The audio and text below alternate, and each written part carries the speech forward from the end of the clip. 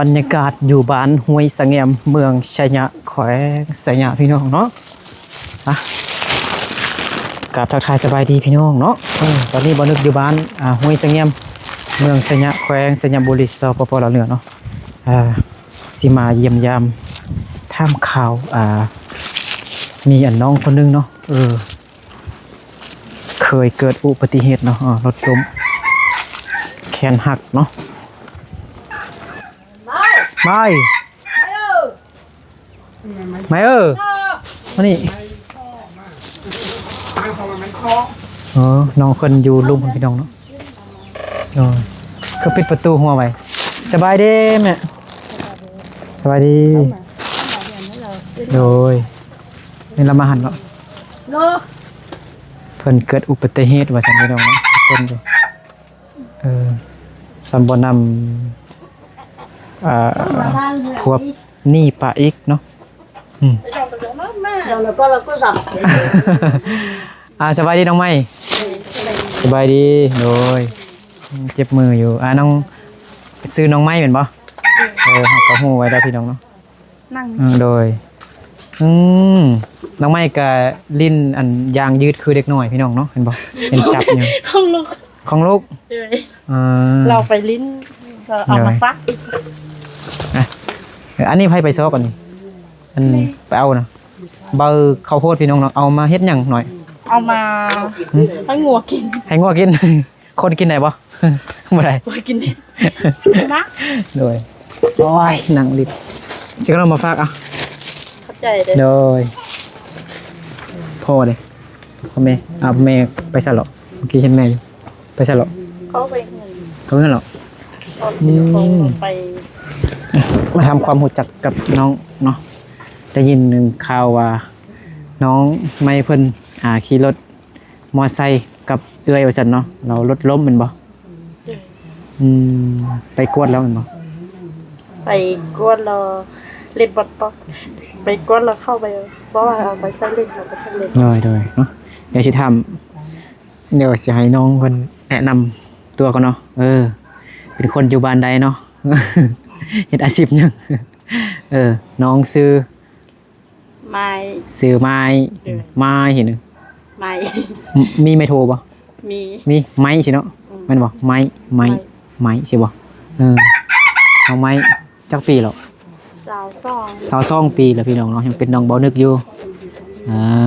เราน้องไม้นี่มีผัวแล้วแม่นบ่มีผัวแล้วเราผัวเด้ไปซะปากันอย่าห่างแล้วอย่าห่างกันแล้วแสดงว่าน้องไม้นี่เป็นในห้างเหมือนบ่แล้วตอนอันขี่รถล้มนี่มีผัวยังอยู่นำบ่อยู่แล้วบ่อยู่ได้5 ปีแล้วได้5 ปีแล้วนะเริ่มเอาไม้ให้หน่อยได้ยินเสียงนิดเห็นบ่ได้บ่พอ5 ปีแล้วเนาะเลิกกันได้5 ปีแล้วแล้วเรามีลูกจักคนมีลูกกันจักคนมีผู้เดียวผู้หญิงหรือผู้ชายผู้ชายเลยได้จักปีแล้วลูกหน่อยประมาณ5 ปีแล้วเด็ก5 ปีแล้วโอ้ฉันกับตอนน้องเกิดลูกแล้วก็ปะพัวเลยมันเกิดอยู่นี่เกิดอยู่อันบ้านพ่อแม่เห็นบ่คือปะกันได้5 ปีแล้วเนาะแล้วลูกนี่แม่นน้องเป็นคนเลี้ยงให้แม่ได้เลี้ยงบ่แล้วน้องสามารถบอกได้บ่ว่าเป็นแบบต้นเหตุที่แบบจึงเลิกกับผัวนะจึงห่างกันนะอย่าห่างกัน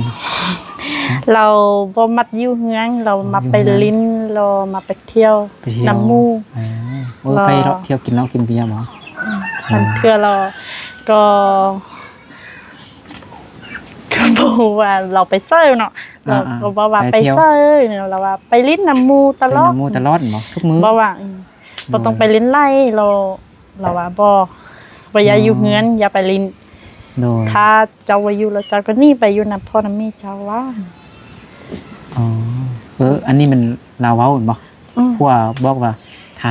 ถ้าเจ้าบ่มักค่อยแล้วเจ้าก็นี่ไปอยู่นำพ่อนำแม่สิแม่นบ่เราค่อยว่าเจ้าเป็นคนดีได้บ่ถ้าเป็นได้เราเป็น เฮาไปเฮ็ดให้เฮ็ดซ่อนเฮาบ่แม่นเด็กน้อยหรอกเฮาเป็นคนใหญ่ตอนเฮากันแล้วอย่าเป็นคนใหญ่เนาะเราไปเฮ็ดให้เฮ็ดซ่อนเลี้ยงพ่อเลี้ยงแม่เด้เราว่าบ่ค่อยบ่มักค่อยมักลิ้นมักเที่ยวถ้าเจ้าบ่มักแล้วเจ้าก็หนีไปอยู่นำพ่อนำแม่เจ้าแล้วก็เป็นคนมากินเหล้ากินเบียร์ได้แม่นบ่เด้กินเหล้ากินเบียร์ได้กินเบียร์ไปลิ้นน้ำผู้สาวนั่นแหละเนาะแม่นบ่บ่มีผู้สาวมักผู้สาวบ่มัก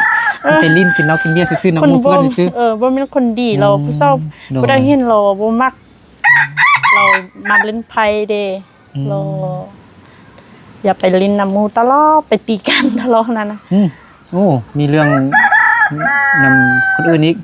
ไปรับโดยไปนำหมู่เราไปรัดเป็ดรัดไก่เนาะเราไปตีกันเราบ่ใช่กันเราตีเลยเราไปว่าอันนั้นไปถ้าเราเป็นคนได้นั้นมันก็บ่ดีนะโอ้มันก็บ่สมควรแล้วมันก็บ่ค่อยดีแล้วนั่นน่ะเนาะโดยเรามาไปลิ้นมาไปเที่ยวเราเคยก็ไปลิ้นไปเที่ยวโดยตอนนั้นเราเคยยังบ่ได้เกิดลูกเทื่อประมาณอยู่บ่ยังเกือบยังทองอยู่พี่น้องเนาะเราประมาณลดประมาณ6เดือนเราเคยว่าถ้าเจ้าบ่มักค่อยเว้าไล่เราค่อยบ่เว้าค่อยก็นี่ไปอยู่นำพ่อนำแม่ตอนอยู่นำเจ้าบ่ได้ยังกินเนาะมีแต่ผู้เดียวไปเฮ็ดให้แม่ย่าก็บ่อยู่นำแม่ย่าก็ไปอยู่เวียงนางอายแล้วแม่ย่าน้องก็ไปอยู่เวียงพอน่ะแต่พอยังแต่เราค่อยว่าถ้าพ่อก็ไปก็บ่อยู่นำกันก็บ่คือเนาะเราค่อยก็ว่าโอ้ยฉะนั้นเราค่อยบ่อยู่แล้วค่อยก็นี่มาอยู่นำพ่อนำแม่ค่อยแล้วเราตอนค่อยเกิดรู้เราก็มาเบิ่งแต่ว่าเรามาได้2-3 มื้อเราก็นี่แล้วเราว่าลูกนี้น้อยพดถ้าค่อยเอาไปเลี้ยงเราก็บ่ยังก็ว่าฉะนั้นเราค่อยว่าเป็นยังเราเจ้าเล่นเองบ่แม่นลูกค่อยเราค่อยบ่เอาไปเราว่าฉะนั้นพวกเป็นคนบ้านใดแล้วพวกเป็นคนบ้านใดพวกน้องบ้านอยู่โรงบางเมืองจอมเพชรเมืองจอมเพชรใช่ป่ะอยู่นครหลวงพระบางพี่น้องเนาะเมืองมรดกโลกเนาะเราไปก็มาเกินหรือให้แม่แม่เบิ่งแม่น้องไม้เบิ่งเนาะแม่ก็พาไปห้องหมอซื่อๆหน่อยตอนนี้ลูกกับไปโรงเรียนแล้วบ่ไปได้แล้วบ่มีครูสอนเราเข้าบ่ได้ฮักอายุยังน้อยเด็กอนุบาลบ่แม่นเด็กเรียนอนุบาลแล้วตั้งแต่อันเฮ็ดหยังรถล้มแล้วบ่ได้เฮ็ดหยังเลยเนาะเฮ็ดหยังบ่ได้แม่นบ่ไปให้ไปส่วนบ่ได้แม่นบ่วันเทื่อก็ไปเอาฟันนี้เฮ็ดเอาเบิ่งขวาจับมีดจับพาเนาะก็ยังดินรนสู่ชีวิตพี่น้องเนาะถ้าเฮาบ่ไปเราบ่ได้ยังกินอยู่นำกันจักคนอยู่ในเฮือนนี้5 คน5 คนเลยพ่อแม่อายน้องไม้เลยลูกเลย5 คน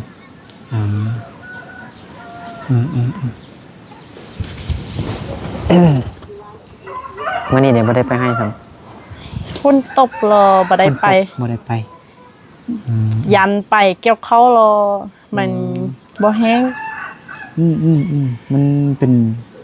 ข้าวกระสุกแล้วเนาะยามนี้เนาะสุกแล้วเดือน10เดือน11พี่น้องเนาะข้าวกระสุกเรื่องเต็มให้เต็มสวนแล้ว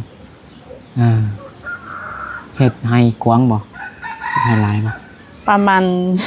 เสื้อเป่านึงใส่เป่านึงข้าวเจ้าแม่นบ่เลยแล้วก็ปุ้ยยังได๋ซั่นปูแต่เขาเจ้าซื่อบ่เฮ็ดสวนอันมันต้นอีหยังต่างๆบ่เป็นขิงมักเดือยอีหยังปีนี้บ่เฮ็ดปีแก่ปีแล้วนี้เฮ็ดปีนี้มีแต่เฮ็ดแต่ให้โดยค่อยจะมือรอค่อยลมรอบ่มีพระเฮ็ดนำไอแล้วมีแต่ผู้เดียวแม่ก็อายุหลายแล้วเนาะอายุหลายแล้วเฮ็ดบ่หลายบ่ได้บ่ค่อยเก่งกันเนาะอายุหลายแล้วพอเด้พอยังก็บ่ได้พอเป็นหยังเป็นเจ็กกับพอรอท่าเรือรอ ย่างก็บ่ได้ไปห้องหมอแล้วบ่ไปมาได้2-3เดือนนี้บ่ดีเถอะบ่ยังบ่ได้บ่ดียังบ่ได้ยังไปก็บ่ได้ย่างก็บ่ได้เจ็บกระเพาะนี่มีแต่ไปนครหลวงจันทน์พุ่นแหละเฮาก็ไปหาหมอได้2-3เทื่อแล้วเขาก็ใส่เลือด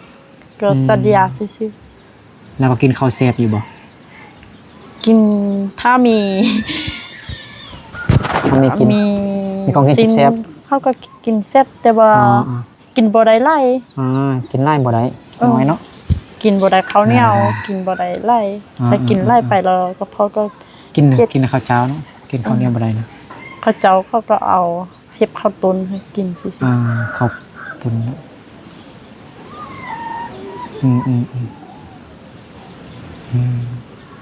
น้องเว้าเรื่องอดีตเก่าเนาะน้องก็ยังยิ้มหัวพี่น้องแบบบ่คิดหยังหลายเนาะบ่สมมีว่าบ่เสียดายหั่นน่ะเนาะคนตัวนี้บ่เสียดายหยังเนาะ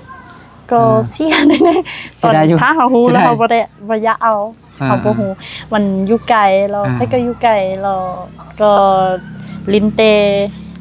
โทรศัพท์แล้วเราก็ว่าเราเป็นคนดีตอนเรามาเอานะแล้วพี่น้องก็ว่าเราก็เป็นคนดีนะคนดีเคยอยู่นานก็เคยอยู่นานแต่ว่าเขาว่าเราตั้งบ่ดีอายุ12ปีมาแล้วพ่อแม่ก็เว้าบ่ได้ตอนไปอยู่นั่นเราก็บ่ฮู้เราไปเซอร์บ่อย่าเว้าไปก็ไปค่อยว่าไปบ่นึงมาผู้ใส่เรามันมักไปลิ้นน้ำหมู่เนาะถ้าเฮาเว้าไล่เราคือว่าเฮาก็บ่แม่นคนดีน้อยเฮาก็ตามใจเราไปถ้าเราไปเป็นคนดีเราไปไปเราค่อยท่านเข้าว่าเอาเฮียนพวกพอแล้วเข้าว่าจะบ่ฮู้ว่าพวกสุดเจ้านะเคยบ่ฮู้เรามาเล่นไพ่ตลอดก็ตอนไปฮู้เราก็เสียใจเราก็ว่าบ่ต้องไปแล้วเป็นคนดีซะเฮาก็เอากันแล้วดีถ้ามีเฮากับเจ้าก็บ่เป็นหยังมีลูกเด้เราก็บ่ฟังเนาะเฮ็ดคือเก่าหั่นบ่แล้วตอนนี้ปัจจุบันนี้เราก็เราได้ติดต่อหาบ่ได้โทรอีหยังบ่ปี2023หั่นแหละเราติดต่อกลับมาว่าเราว่าถ้าเฮากันค่อยมาเอาเจ้ากลับขึ้นได้บ่ค่อยว่าบ่ค่อยบ่ขึ้นดีแล้วเราเสียดายน้องอีกแม่นบ่อยากเอาขึ้นดีเราว่าพ่อแม่ค่อยก็เสียใจเด้อย่าได้เจ้ามาเป็นลูกไผเก่าค่อยว่าบ่พ่อแม่เจ้ายังฮักไปคือเก่าเป็นลูกเคยอยากได้มาเป็นลูกเผอพ่อแม่ค่อยอยากได้เจ้ามาเป็นลูกไผคือเก่าเห็นบ่นวลเป็นลูกเคยเราอะค่อยว่าบ่ค่อยบ่ไปแล้วบ่ไปแล้วพ่อแม่เจ้าบ่แม่นพ่อแม่ค่อยเขาเว้าค่อยบ่ได้เสียใจแล้วเนาะตอนเฮาบอกแล้วบ่ฟังเนาะหลายเทื่อหลายครั้งเราก็บ่ฟังเนาะพ่อแม่เจ้าฮักค่อยเจ้าบ่ฮักค่อยก็อยู่บ่ได้ถ้าเจ้าฮักค่อยพ่อแม่เจ้าบ่ฮักค่อยก็อยู่ได้ค่อยก็จะเป็นพ่อเมียดิค่อยก็ว่าฉะนั้นฮะเดี๋ยวนี้ค่อยก็ไปหล่นผู้เบาไล่แล้วค่อยบ่ยันมาอยู่นำเจ้าอย่าเจ้าเว้าฉะนั้นเอารวมบ่แม่นเฮาเมาหมดก็บางคนเนาะก็ดีบางคนก็ถ้าเฮาเป็นเฮาก็เฮาไปเอาเทื่อนึงเราเป็นเบ็ดนี่เราบ่อย่าเอาเทื่อก็ยันให้นึงยันผู้ใส่แวงอยู่เนาะเพราะว่ามันอยู่พุ่นถ้าเฮายันเราก็เอาพวกมันดนดอกเอามาเว้าเรื่องน้องเกิดอุบัติเหตุพี่น้องเนาะได้ยินดังว่าไซเล็กเพิ่นบ่ให้เข้าเบิ่งได้บ่ว่าไซเล็กพี่น้องเนาะมันมีหอยตัดเนาะผ่าตัดนะตัดไซเล็กเนาะทั้ง2เบื้องหรอบ่ทางนี้ได้ตอนนี้เล็กอยู่ในนี่บ่อ๋อเจ็บบ่เนาะคันยกมือขึ้นแล้วมันสั่นๆนั่นบ่นี่เนาะบ่เห็นบ่มึงเป็นมันร้อนบ่ร้อนแล้วเดี๋ยวนี้อุณหภูมิบ่ร้อนเนาะเย็นบ่ไปพัดตำมาได้เดือนนึงแล้วดิแล้วบ่อนผ่าตัดนี่มันเจ็บบ่ตอนนี้นะเดี๋ยวนี้เจ็บก็ถ้าเฮาเอายงเว้นนี้แล้วมันทื่อเล็ดอยู่ในนี้ก็เจ็บเขาจะใส่2เล็ดดิแพงเขาเอาเล็กใส่แพงก็ประมาณ เข้าว่า10ไปล้านแต่ว่าเขาบ่มีเงินเขาเป็นคนจนน่ะแล้วเขาก็ข้อในบ้านเฮ็ดใบหยังกะใบทุนยักใบยุ่งยัดดังนั้นใบคนใบทุกยักทำใบทุกยักไปรอเข้าก็เข้าทำไมรถมาเป้ล้านอันนี้เส้นเล็กที่8 ล้านป่ะเลยแต่ว่าเขาบ่มีเงินใจายเขาก็แล้วเอาเงินอยู่ไสนี่เขาไปหาเงินอยู่ไสเขาบ่ได้ไปหาเงินก็เลยบ่หาไอ้พี่น้องซวยไอ้น้องซวยนางแดแล้วก็ไปอยู่ไปฮอดหงหม้อแล้วก็ติดนี้ติดนี้แดติดนี้พี่น้องเนาะเขาก็ติดนี้อยู่หงหม้อยืมพี่น้องเนาะบ่มีพี่น้องยืมก็ไปติดอยู่หงหม้อเลยเนี่ยแข็งบ่แข็งเนี่ยเจ็บบ่จังได๋เดี๋ยวนี้ก็บ่เจ็บแล้วถ้าเฮาเจ็บมีแต่เฮาวางใส่อันยังแข็งๆแล้วเจ็บมันบ่ถ้าเฮาวางแบบนี้แล้วมันใส่อันก็นี่ยังก่อนนี่บ่นึกก็บ่ฮู้ภาษาลาวอีกเขาเอิ้นหยังมันจองแค้นไว้นะตัวเขาจองแค้นเปแค้นมันเปแค้นคิดว่าน้องเล่นยางยืดได้เมื่อกี้ลูกชายเนาะลูกชายเราเล่นเหมือนเราว่าเอามาฟาดเด้อบ่ต้องเอาไปเล่นค่อยว่าโอ้ยค่อยเป็นคุณยายเราบ่อยากเล่นเว้าเรื่องอดีตเว้าเรื่องผัวกับน้องก็บ่ได้เสียใจปานใดเนาะก็ยังยิ้มยังบ่ได้เนาะบ่ได้เสียใจธรรมดาทั่วไปพี่น้องเนาะเราก็บ่เป็นคนดีดิถ้าเราเป็นคนดีเราก็เสียใจก็เสียดายแน่เนาะเดี๋ยวนี้เราก็ไปเอาเมียผู้ทิพย์ส่งแล้วเข้าก็ยังห่างคือเก้าเราก็เป็นพอห่างส่งเทื่อเหรอแล้วมาเว้าเรื่องอันน้องเฮ็ดไห้เนาะเฮ็ดไห้พวกเขาใส่เป้าเดียวนี่แล้วเฮาได้หลายบ่จักเป้าบ่ฮู้เทื่อปีไก่เกี่ยวมารอได้จักเป้าปีเทื่อแล้วนี้เกี่ยวแล้วท่านได้แล้วได้เต้90ไปอันนั้นเลยแต่ว่าคนไล่เกี่ยวกินไล่เป้านึงได้90บ่แม่นปีไก่เท่าไหร่จักเป้าแนวมันนะพันมัน2เป้าเลยได้95ได้น่ะได้หลายแล้วเนาะได้ไล่แต่ว่าบ่มีกินแล้วก็กินข้าวสุกแล้วก็ไปเกี่ยวแล้วก็ตีมากินแล้วตอนเอามาฮอดเฮือนเราประมาณ70ไปไป10นึงก็ใจค่าเข้าตำหมาเด้ค่าเข้าปั้นบ่ค่าปั้นเด้ค่าตำหมาค่าตางมาเด้แล้วปีนี้มีแต่ปลูกแต่อันเปาเดียวเนาะแล้วกุ้มกินบ่ตอนนี้ซื้อข้าวกินบ่หรือว่าข้าวเก่ายังอยู่ข้าวเก่ายังหลายอยู่บ่มันจักเปาประมาณเอาไว้ใส่ไว้นั่นอยู่บ่เด้อคุณเนาะประมาณฮอด10เปาบ่โอ้โหจักเปาแม่เขาอันน่ะยังหลายบ่ข้าวเก่าเนี่ย5 เปาหลายลูกสิคอกินนำเขามาก็สุกแล้วสิเขากินบ่มีให้มีนะเขามาก็ฮอดแล้วเป็นซ้ำๆมื้อนี้แล้วอีแม่สิไปเที่ยวแล้วกินข้าวไหม้แล้วเนาะหอมเนาะเห็นบ่เฮากินข้าวไหม้แล้วเฮาก็สิโทรหามากินน้ำกินจักคาบนึงเนาะจักกันเฮ็ดเหรอเจ้าเด้เจ้ามากินน้ำโอเคเนาะเอาบ่โทรหาเราคันเฮากินได้แล้วเฮาโทรหาโดยแต่อีต้นแฮงพี่น้องไม้เลือดจันทร์สงสารแฮงไปเที่ยวเกิดอุบัติเหตุซ้ำเนาะบ่มีคนเฮ็ดงานเฮ็ดเวียกซ้ำเนาะมีแต่อายผู้เดียวปีนี้ก็เลยเฮ็ดแต่เป่าเดียวเนาะอีต้นแฮงเฮาก็แค่มาเยือนเบิ่งซื่อๆเนาะมาเยือนมายามเบิ่ง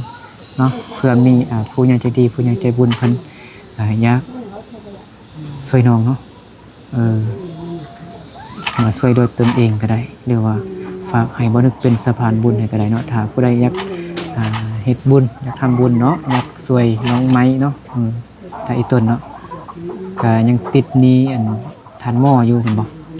แล้วก็ติดหนี้พี่น้องแน่เนาะเอาเหล็กใส่แค้นพี่น้องเนาะเขาก็ว่าถ้าเฮาดีแล้วเฮาสิไปเฮ็ดเวียก มาใจ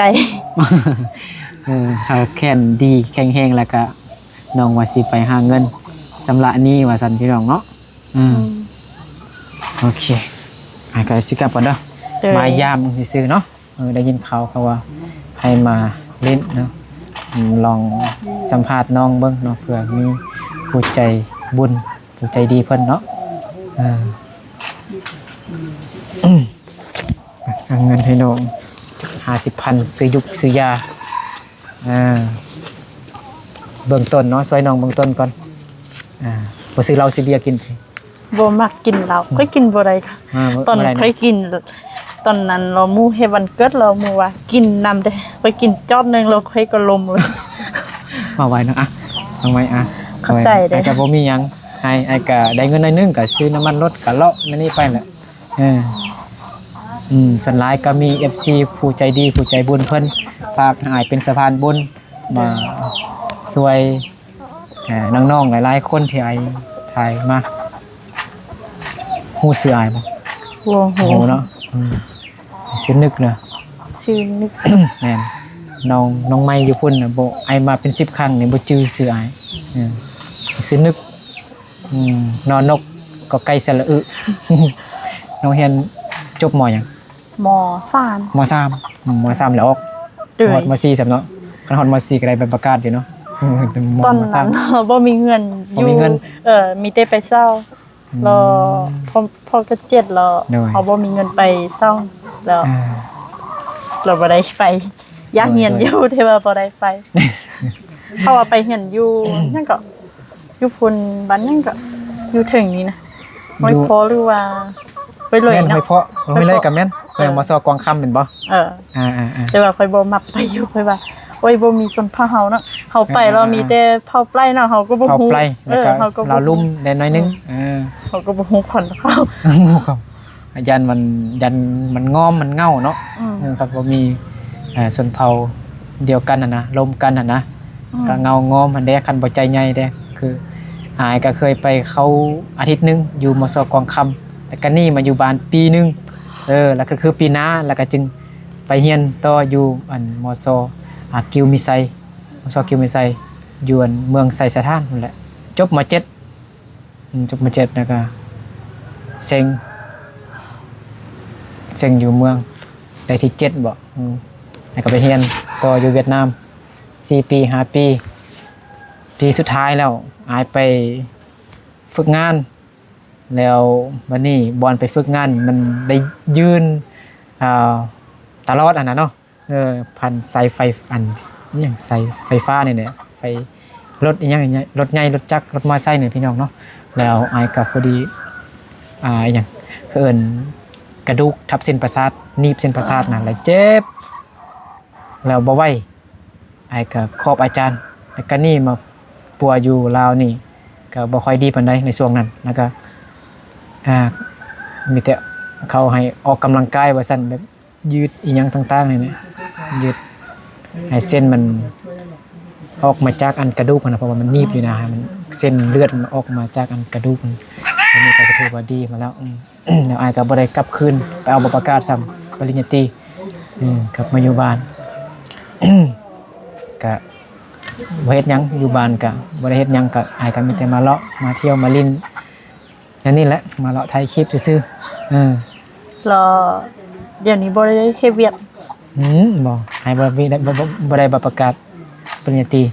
อาจารย์ก็โทรอายไปแล้วก็แต่ว่าอายบ่ทันดีขึ้นแล้วก็อายก็บ่อยากไปได้มันไกลเด้มันไกลแม่นไกลอยู่ประเทศเวียดนามหมดก็อยู่แล้วก็มีแต่ถ่ายคลิปนี้ก็เท่าทุกวันนี้แหละก็เลาะไปจังซี่ไปเลาะช่วยคนลำบากจังซี่ไปเป็นสะพานบุญให้ผู้ใหญ่ใจดีผู้ใหญ่ใจบุญเพิ่นเนาะโอเคจังได๋ก็ให้มันดีไวๆเด้อน้องไม้เด้อสู้ๆเด้อก็ให้พอดีไวๆเด้อเนาะพอน้องก็ป่วยเนาะน้องก็ป่วยมีแต่คนป่วยบ่มีคนไปเฮ็ดเวียกเนาะโอเคเนาะขอบใจขอบคุณ FC เบิดทุกคนเนาะโดยที่เข้ามาติดตามรับชมคลิปแต่ต้นจนจบเนาะขออวยพรให้ FC เบิร์ดทุกคนจงอยู่ดีมีแห้งสุขภาพแข็งแรงความเจ็บใดๆความไข้อย่าให้มีแต่ความสุขความเจริญเนาะให้เราไม่รวยเบิร์ดทุกคนสบายดี บายน้องไม้ไป